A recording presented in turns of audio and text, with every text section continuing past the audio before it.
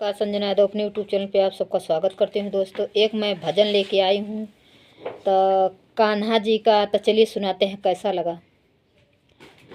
चारे गो गैया रामा चाराने के जाली रामा,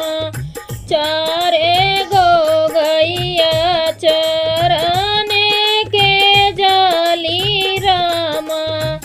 दुई गो चरनी गैया दुई गो धीर धरली रामा, दुई गो चरली दुई गो धीर धरली रामा, चार गो कृष्ण मिली बनवा के जाने रामा,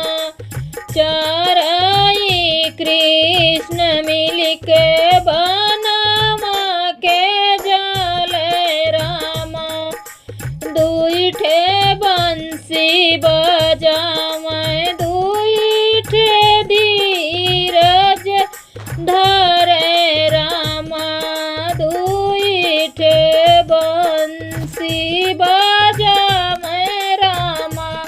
दुई ठे धीरज धरे रामा, चार गो साखी मिली पढ़ने को जानी रामा,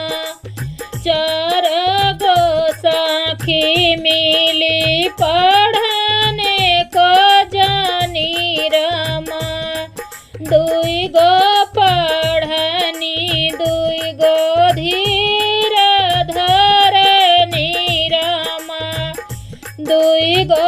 पढ़नी दुई गो धीर धरनी रामा, चारी गो गैया चरने के जाली रामा, चारी गो गैया चरने के जाली रामा, दुई गो चरेली दुई गो धीर धरली रामा, चारी गो सखिया मिली गाग के जानी रामा, चारी गो सखी मिली पानिया के जानी रामा, दुई गो भराई दुई गो धीर धरनी रामा, दुई गो भराई दुई गो धीर धरली रामा, चारी गो सखी मिली रस रचावे रामा,